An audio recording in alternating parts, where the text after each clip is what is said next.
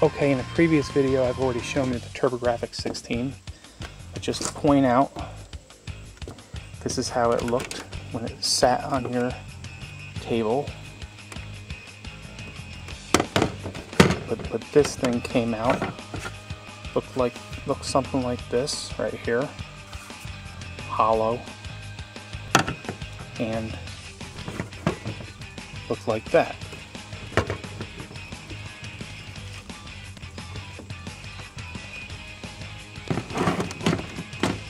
Here's how this looks next to a Super Nintendo. And now here's a bunch of Pong systems and what have you. Okay. Here's the Telematch 4. This is the unit where I was trying to preserve the joypads, so I taped it to the back in order to preserve the joypads.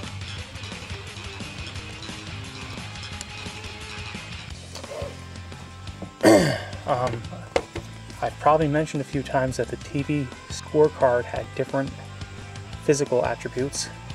Okay, here's a smaller unit. Obviously these come out. But you can see this looks a lot different than other TV scorecards. This is how it looks next to the CDX. Here's another unique game system. I think it's foreign. It's called the 4-way video game. You know, pretty much a Pong system.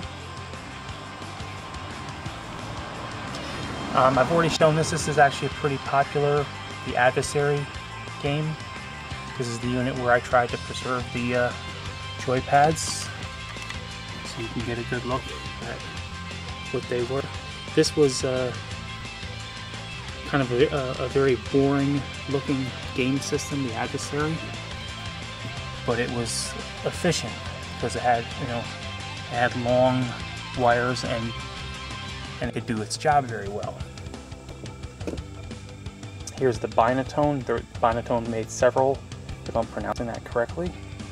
This is one of the cooler looking ones. Gives you a whole bunch of options, power, sound, bat size, and what have you. And notice how, of course you probably noticed, football.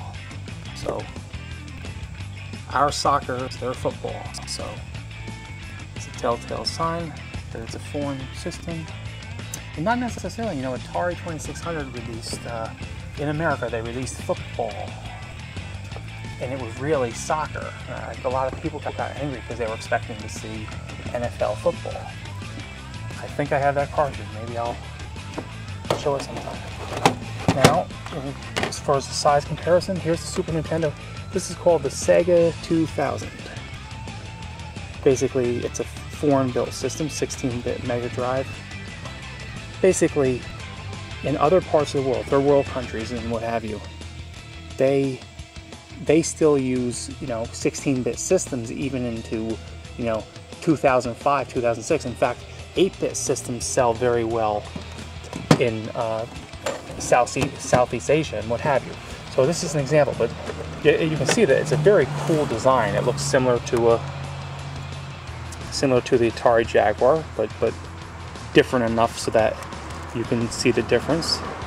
And here it says the CD design, the best series #1. So obviously this played cartridges, but they were trying to make it look like a CD. Okay. And speaking of Binatone, it's always got that orange underneath, and size it up against the Super Nintendo. Here's how the Binatone looks next to a Super Nintendo. Like this, like so. Okay. Here's the Windsor game system. It looks identical to other systems. Licensed by Magnavox. Pretty much straightforward stuff. Okay, you'll notice that it's got the reset button here, and paddles are attached. On the TV scorecard, here's this next to a Super Nintendo. you'll see that only one button has the start button, only one joypad.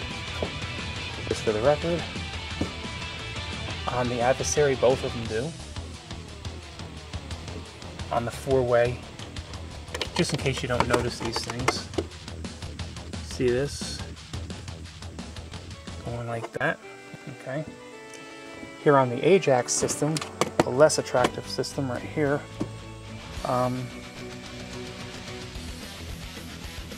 you can see left, right.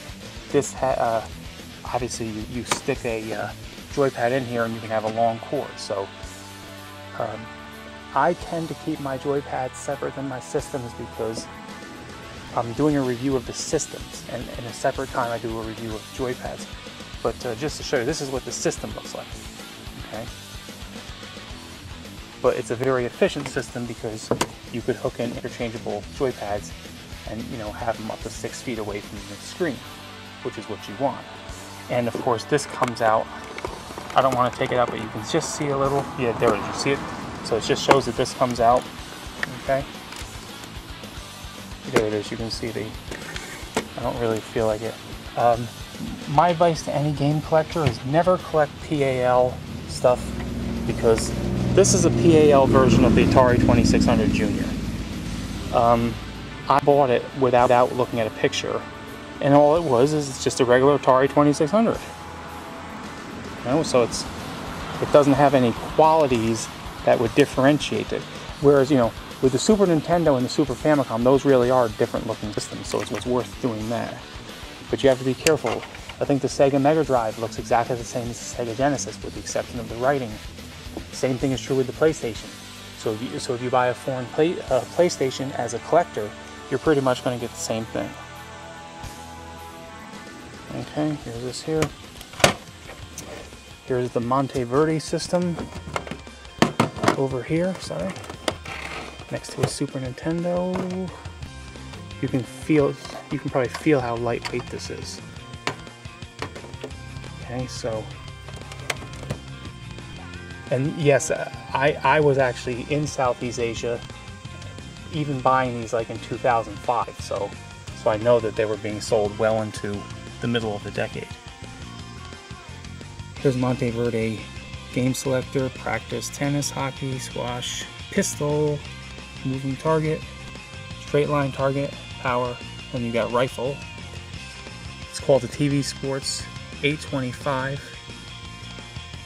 Channel selector 3 of 4. That's, you know, standard stuff. I'm showing you this because if you look at the Atari 2600 PAL, I was surprised to see that it has channel 2 and 3 selector. I would have thought that they would have used a different channel in the foreign countries. And here's the Princeton tournament, which is obviously foreign because it says color programmable 5000, game selection console, professional. You know, you've got the standard buttons here.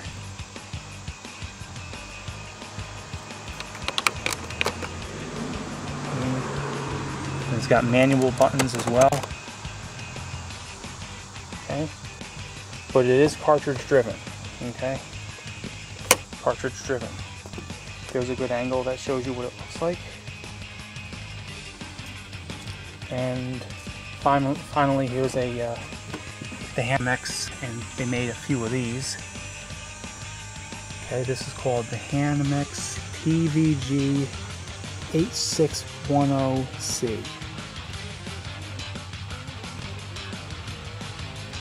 Let me give you a better shot at this. Okay, you can see the score was manual. You can see these were removable, and some of these foreign that I saw from Australia, they all seem to have the same problems where this would bend. If you look, you see it's bent. These same systems all produce the same problem, which is kind of astonishing because you think that if they had the problem, the next system would have resolved the issue. I know that in the case of Coleco, when the Telstar Coleco Combat had problems, they rectified it, and then the next system they made sure that that didn't happen again. Okay, and I think that just about covers it.